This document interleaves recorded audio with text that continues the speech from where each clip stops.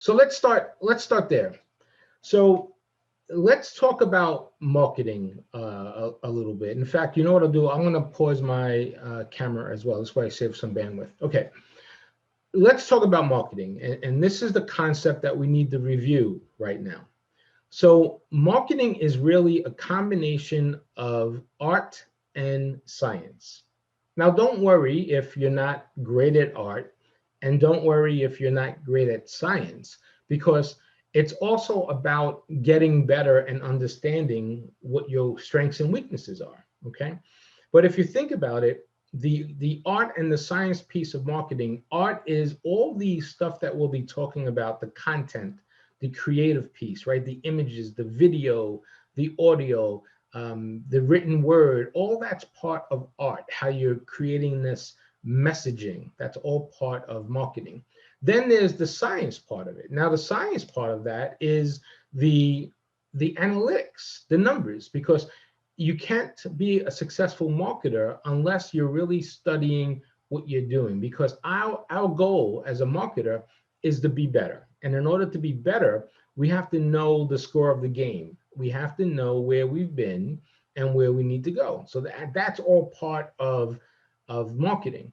So marketing is a combination of art and science. Now, this has been going on for hundreds of years, right? I think the first true marketing campaign goes back 180 years or something along those lines. So it really hasn't changed much. Even in digital marketing, it's a combination now of art and science. So that's what we'll be practicing over the next few weeks. We'll be getting better at some of the art, and we'll be getting better at some of the science. So when you become a strong online marketer, or a marketer in general, because I don't like to use the word online or digital anymore, because if you don't know how to do digital marketing or online marketer now in any business, in any type of marketing, then you're really in trouble, because this is a big component. The online component is a big component now of marketing. In fact, if you look at statistics over the last year, companies are spending more now on online marketing than they've ever had before. Because why? Well, we had the pandemic, so more people are there. So you have to spend money in this area, right? Okay, so it's a combination of art and science, and that's what you really use to get better. All right. Okay, so if you go back to marketing, and I don't know how familiar you are with the marketing concepts or not yet, but let's touch on that a little bit.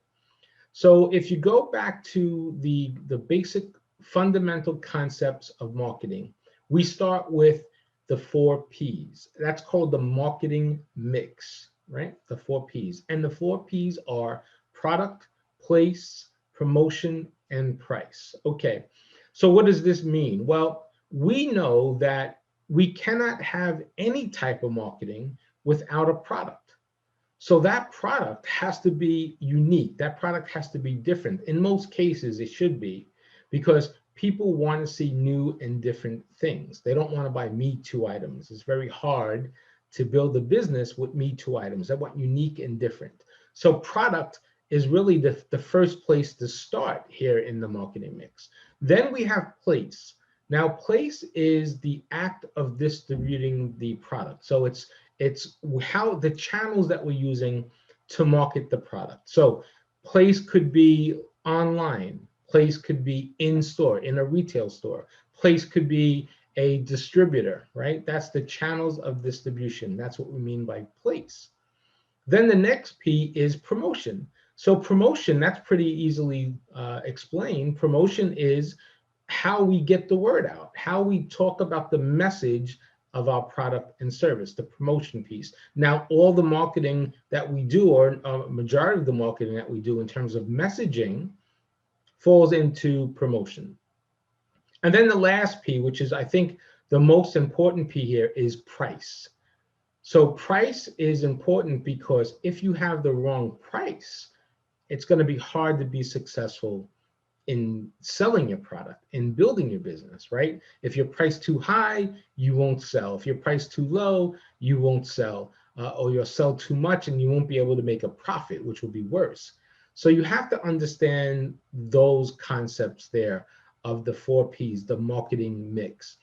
So we'll go through some of this over the next few sessions, but understand this is where it all starts. Okay, I'll pause there for a second. Any questions so far on what we've talked about? No. Okay, perfect. No, thank you. I have a question. The product can be the service too? Yeah, that's a good question. That's exactly right. So the product could be a service. It could also be an individual, right? Think of, I don't know, think of Cardi B, Madonna, right? Or something like that, or an artist of some sort, right? Brito or anything like that. So a product, a service. It could also be a company. You can replace that with company or individual. So yes, it's interchangeable. Product or service could be interchangeable. Good question. Okay, so let's move on. Wonderful. Now, the next part of this is creating a digital marketing strategy. What exactly is a digital marketing strategy? And I think, and I've been sharing this out for a couple of years now, I think because of the change in the environment, I'm just going to take out the word digital and just make it marketing strategy, because you really can't have a successful marketing strategy today without the digital component, right? But for this exercise, we'll itemize it and we'll talk about it a little separately. So we know that the digital marketing strategy has to include the internet, and we use the internet to market a product, a service, right? We do this through our websites, we do this through SEO, we do it through social media, all the channels that we have to build and promote our product. We're really doing that through digital marketing on our website and on our social channels. Now, what we try to do, and what we should always do when we're engaged in this digital marketing, is figure out how we can add value, or how we could present a consistent message to our target consumer. How can we be consistent? How can we add value? And how can we make what we call a social contribution? Now, if you think about the beginning of the marketing process, how does it start? Well, it starts with a consumer needing something, right? You wake up in the morning and you say, okay, I want to buy dinner tonight, or I need to buy a new computer, or I want to buy a pair of roller skates. Whatever it is you need, you wake up that morning and you decide that you want to go out and get something. That's the need that you're filling. Maybe it's a problem you're solving. Maybe your bathroom shower door fell apart. You got to get a new shower door to solve that problem. Maybe you need a new phone because your last phone broke. Maybe you need a new pair of sneakers because you ran through them during the pandemic, and you got a hole in them, so you got to solve that problem and get a new pair of sneakers.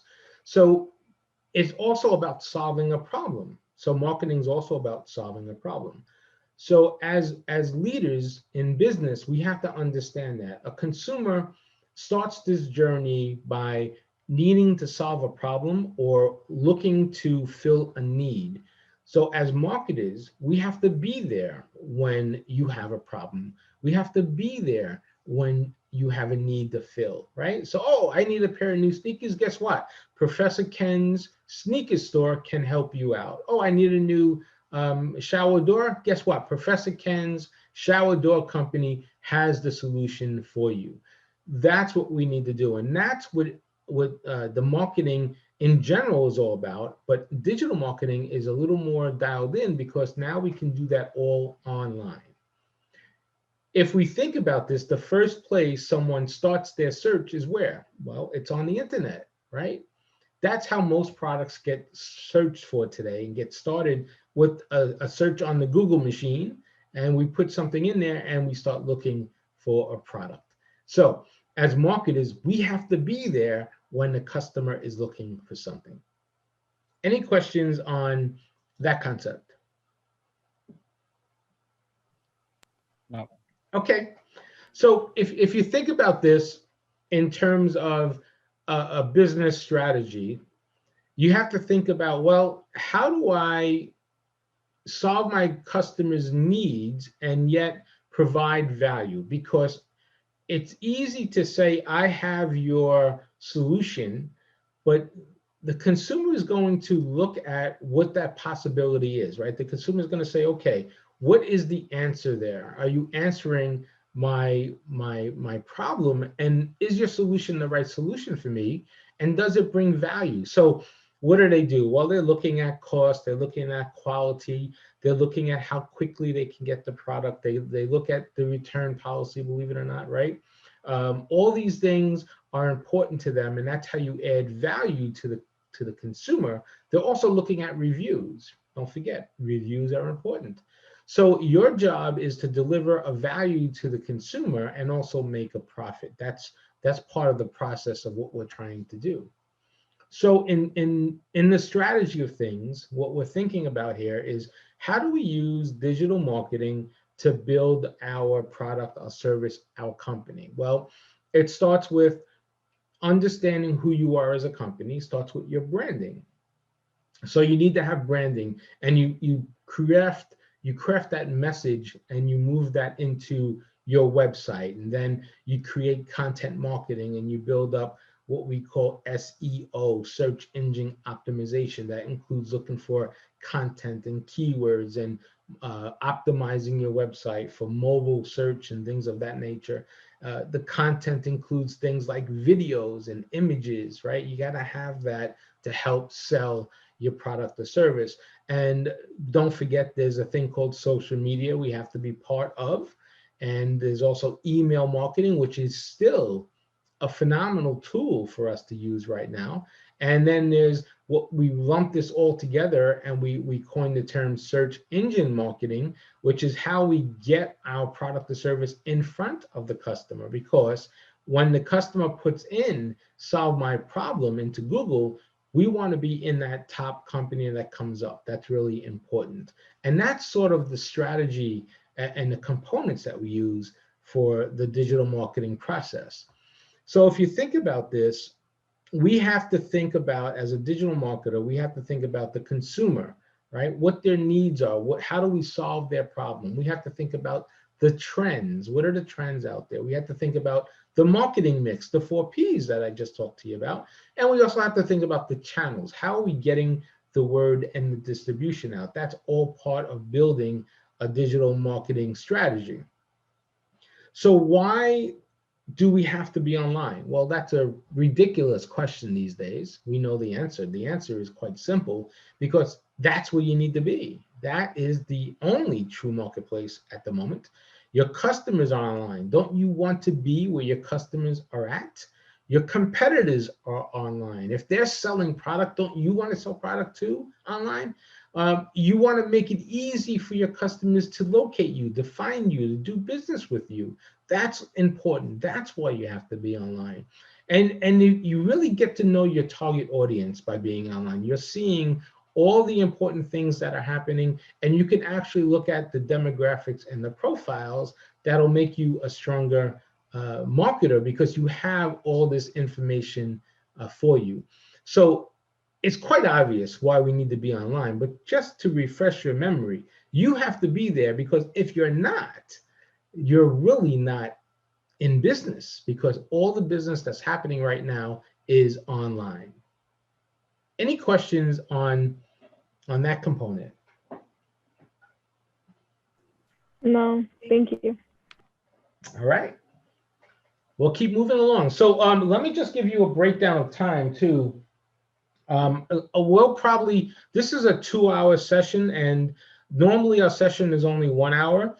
But what we'll do here is I'll take a break at about 7:25 or so, a 10-minute break, and then we'll come back and do the go through some of the assignments. So every week you'll have a hands-on assignment that'll help you build your work portfolio, and you'll get more involved in digital marketing. So what I'm showing you now is we'll practice that, because you really need to practice some of this stuff. So we'll do some hands-on assignments, and I'll come back after the first break, and we'll dig in and learn about that for your first assignment here, okay? All right. So when we think about the consumers, we know that this journey starts with a need.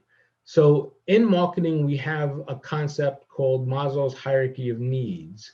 And basically, this hierarchy of needs, I believe, encompasses every need that any human being possibly could have.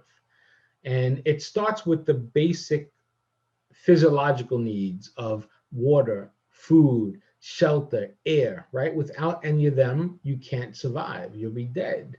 So that's the basic fundamental stuff. So we look to get those fulfilled first.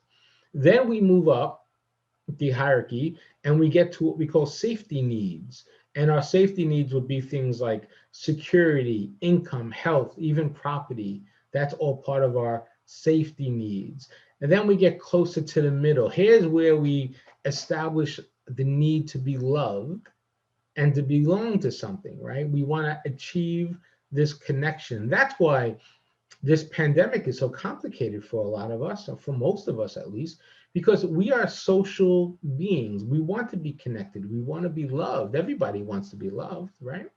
So that's important. And then we move up the hierarchy of needs and we try to get esteem needs. And esteem needs means we're trying to achieve status or recognition.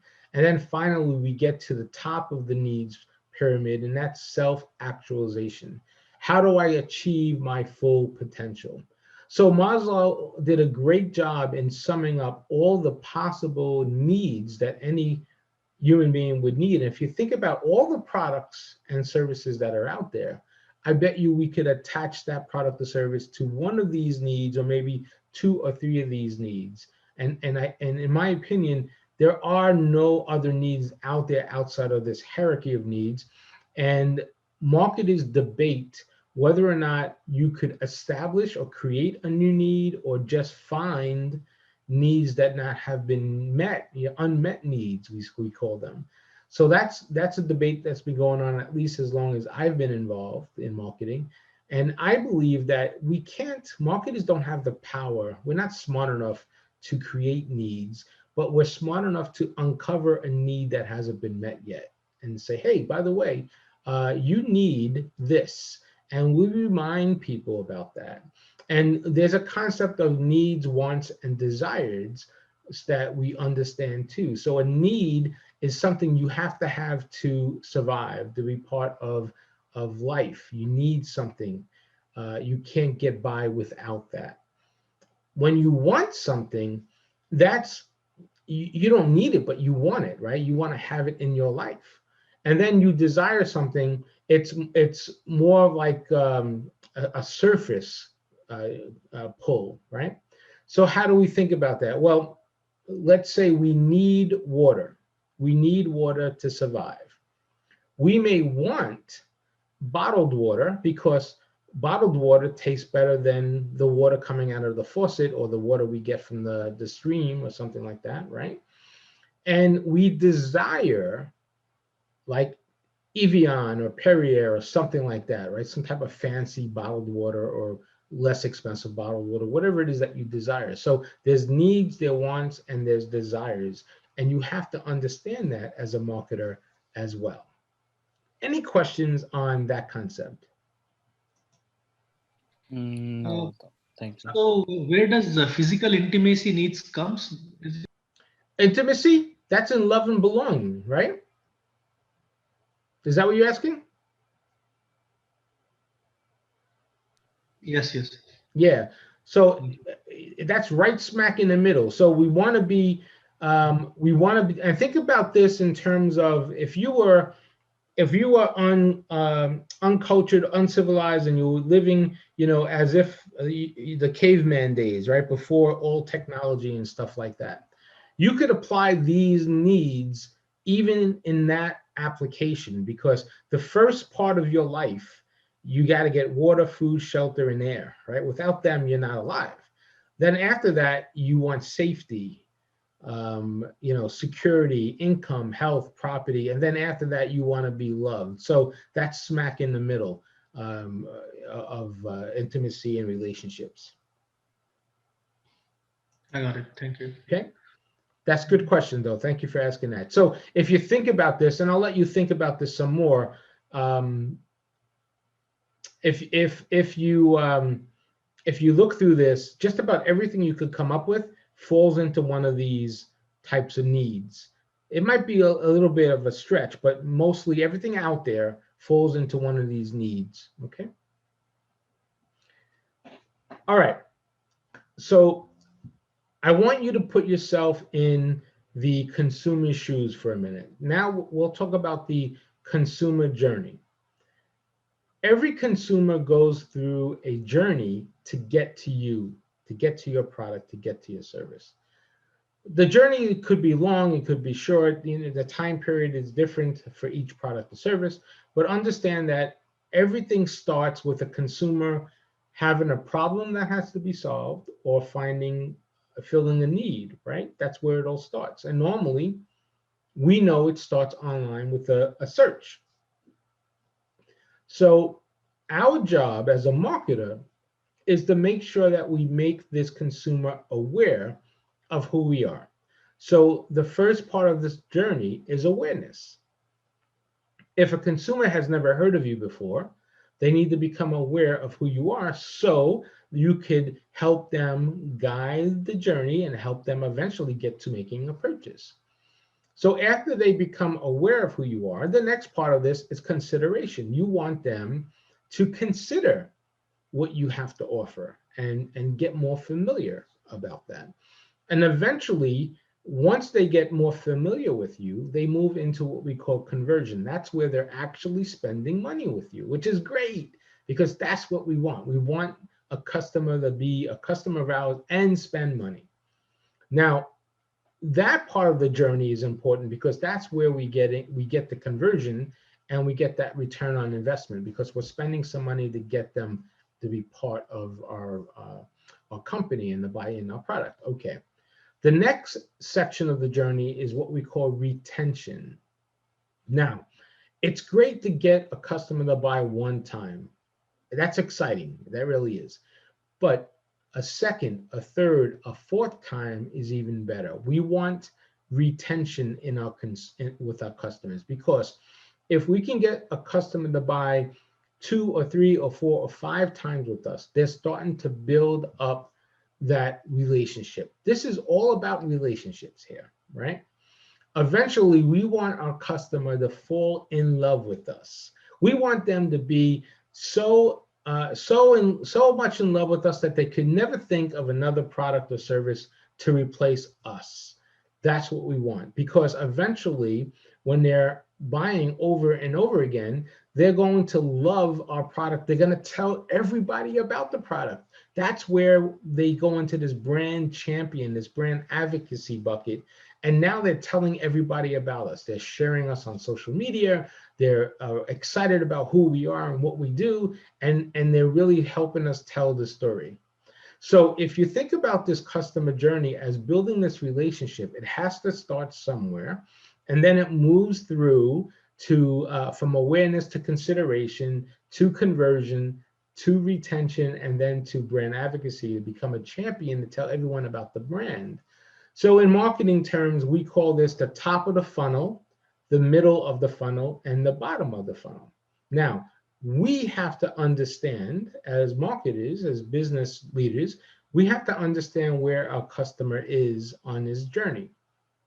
Because marketing to someone in the beginning of the journey would be different than marketing to somebody who's already been buying product from us for the last 3 or 4 years, right? Think about this in terms of relationships. In the beginning of a relationship, you might be saying and doing something a little different than certainly with someone that you've known for 3 or 4 or 5 years because you have that familiarity there. So your messaging changes, your communication changes, right? And I don't know if you've been married like for 24 years like me, your wife will tell you, you're a changed guy from when I married you. So I guess we all change over time, right? So you have to communicate differently with the consumer over time. Now, that's important to know because the messaging that we put out there is different based on where they are in their journey. Any questions on that concept? Yes, sir, I have one. Yes. So could there be another step in customer journey, like a customer used to buy from us and he stayed with us for 3-4 years, and he like moved to some another brand, and then we, through our marketing strategy, we tried to retain, try to get old customers back, Mhm. and they comes and joins us again. So Yeah. could there be another step? Yeah, of course. Well, I wouldn't categorize that technically as another step in the journey, but I definitely would consider it a detour, right? So let's say in this case, they've bought from us already. So they've already been through conversion, or they could be in retention. Maybe they bought for us for 3 years. And then they find someone else. They find another product and they leave us. And they leave us, and we don't market to them, or they don't respond to our marketing, and it's 2 years later, for whatever reason they decide to come back and buy from us again. So they don't go back to the awareness stage, they come back into the funnel at the conversion stage, right? So you could be anywhere in this funnel and sort of leave it and come back in that stage. In the case of losing a customer, if you lose a customer and they've been buying from you for a year or 2 years, they don't go through the getting to know you phase. It's like, how can I explain this? It's like, okay, having a friendship, and you have a friendship, you build that friendship up over for 5 years, and for whatever reason, life moves on, and that friendship, you don't see each other or talk to each other or share social posts or anything like that for 3 or 4 years, and then you pick that relationship up again. It doesn't start from the beginning, right? It sort of starts where you left it off, in most cases.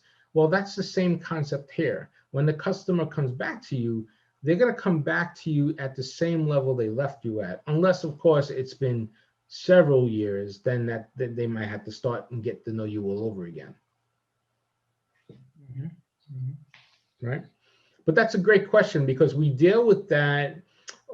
We deal with that specifically a lot in email marketing, because sometimes people join our email list and they don't do there's no activity for 3 or 4 years, which is a long time in email marketing, but then they become active again. So we bring them back into the funnel. So they leave and they come back, we get them back in. So there's a strategy to handle that as well.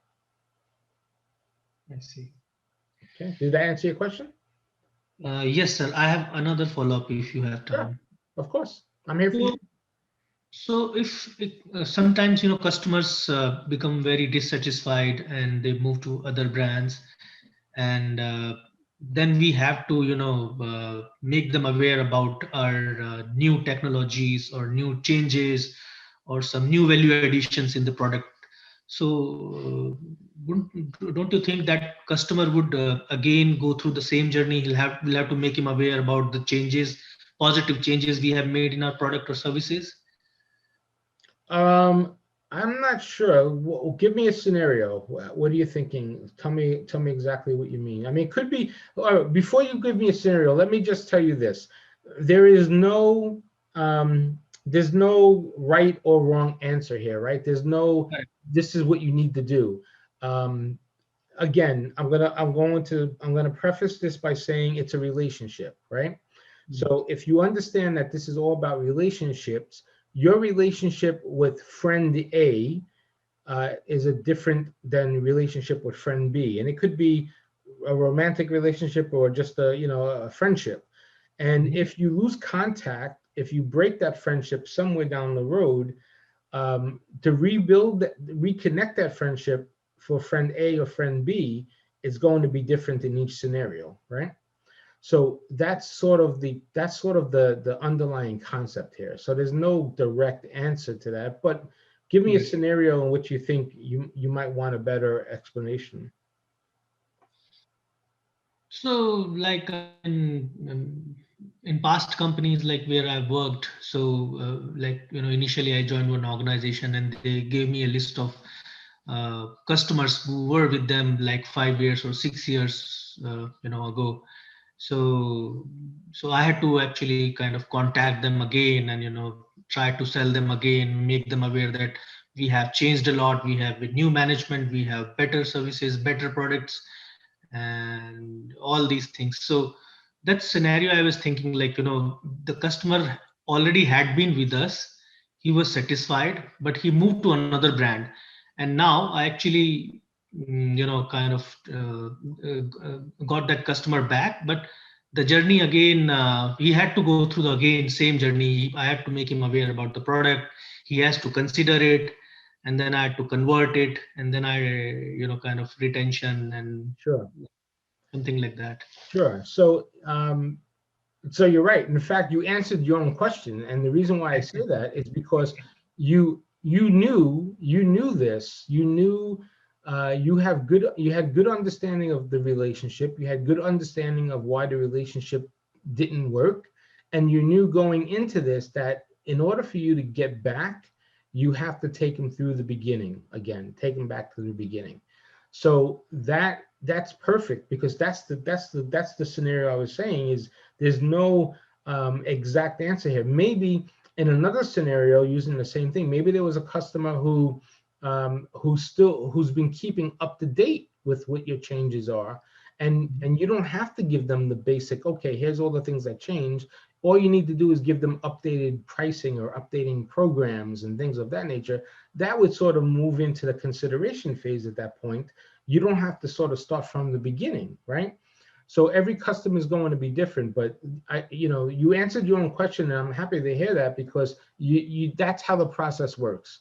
It's your responsibility to know where this journey is for the customer, and then it's your responsibility to present the proper messaging during that journey. Right. Right? But that's a very good scenario. Good question. Thank you, sir. All right, so let's go, and we'll go for about 10 more minutes before we take our break, and then we'll come back and do the strategy we'll talk about. Let's now talk about the consumer buying process. Everything that we buy, there's a process for. We're all human beings, so we basically all go through the same process. And I really think it doesn't matter what we're buying. We can buy a new car, we could buy a new TV, we could buy a new pair of sneakers, we can even buy something from a vending machine. And we go through this process in our heads as we start eliminating possibilities, and we narrow it down to a purchase decision. So how do we get there? How does it start? Well, remember that the first part of this journey is to understand that we have a problem, right? We're looking for a problem to be solved or a need to be filled. That's the first part of this buying process. That's a problem recognition. Once we recognize that we have a problem, then we have to go out and we start doing our information research. We want to see, how do we solve this problem? What options do I have? Of course, most of this happens online. So we go online and we start searching things. Maybe we find a couple of solutions. We go to page 1, page 2, page 3. Maybe we see an ad. We try different search queries, and now we're looking for more information. Then once we get the information, we're processing this. We start to evaluate our options, what's out there. If we're shopping for a product, maybe we see different options for that product. We look at pricing, we look at availability, we look at how quickly I can get it. Maybe we look at the reviews, maybe we dig in and we look at if I can return it, if there's a problem, warranties, all that stuff. When we start evaluating what our best options are. So now we recognize we had a problem, we searched for the information, we evaluated the information, and we're processing this all within a short period of time here. And then we make a purchase decision. So we actually go out and buy the product. And it doesn't matter. It could be a bottle of Coke, it could be a house, it could be a car, it could be a TV. We sort of go through the same process. Of course, sometimes the process is longer if we're making a bigger investment or something along those lines. And sometimes we do dwell on things longer than we should. I mean, you could be standing in front of a vending machine And you could say, I have $1 to spend. They have M&Ms and they have a bag of Doritos, and they're both $1. Oh my goodness, do I want sweet or do I want salty? You know, what's my choices here? And you start going through the evaluation and you make a purchase with that $1 you have. So, and you could do that with TVs. You could do that with a house, of course, with cars. Everything we have had these options. Okay, so now you've gone through this process and you made a purchase decision. What happens next? Well, there are 3 things that can happen after you make a purchase. And here are the 3 things. The first thing that happens is nothing, right? You make the purchase, it's neutral, it does what you expected it to do, you get what you expected to get, you have the value, you got your money's worth, you're not happy, you're not sad, it just did what it's supposed to do, and life moves on. That's it.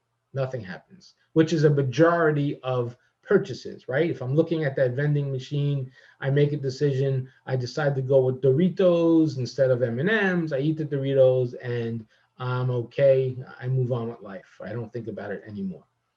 The other 2 things that can happen after you make a purchase decision are opposite ends of each other.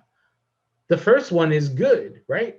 You buy something and you get it and you open up the box and you're like, wow, this is incredible. This product is much better than I expected. It's better quality product. I can't believe I only paid $50 for it. It came to me before I expected it. The quality is good. The value is good. The company is good. I'm really happy about this. I'm ecstatic, happy face emoji, right? All that stuff. So you might go online and give a positive review because it's just incredible. Now, the opposite of that could happen too, which is what we worry about as marketers is, you know, the sad face emoji, the thumbs down thing, the, oh my goodness, this product sucks. This is the worst product I've ever had in my entire life. They ripped me off. The product's no good. I'm not happy. I can't live with this product. You know, I was expecting something better. And you can go on and on and on and on. So you go and give negative reviews for that. Well, that's part of the process. We see negative reviews and we see positive reviews, but for the most part, we see neutral reviews, which is nothing, right? So you have to understand that the buying process exists. And as marketers, we have to manage that process as well. And, you know, in the case where I'm in front of a vending machine, I say, oh, I have $1 to spend. And I have a big decision to make. Do I want an M&Ms? And this is peanut M&Ms because I think those are more filling than chocolate. And a bag of Doritos, both for $1. Do I want salty? Do I want sweet? I decide to go with the Doritos. I eat the Doritos and then I say, you know what? I feel like having chocolate now. I should have gone with the chocolate M&Ms. Or I could say, these are great. Wouldn't say that about a bag of Doritos, but I could say, at least I'm happy with it, right? I'm happy I made the purchase. But now I need another $1 because I'm thirsty. So that didn't work out well for me. But that's the buying process. And everything we do goes through a buying process. All right, I'll stop there. Any questions on this process? No, thank you. All right. Have No, you thank guys you. have you guys bought anything of value recently? A new TV, a new car, a new house, a new pair of shoes? And if you did you go through this process as I outlined it here? Yes. Yes. Right? So you'll see, now that you know this, you'll think about this in terms of how things get bought. And as a marketer, you need to know where they are because, again, just like the customer journey, you want to be there if there's a problem. You want to be there as they're starting to look for information. You want to be there as they start evaluating. You want to provide superior customer service when they make that purchase decision. And you want to provide superior customer service after they make their purchase so they can always be happy with you. That's really part of the process.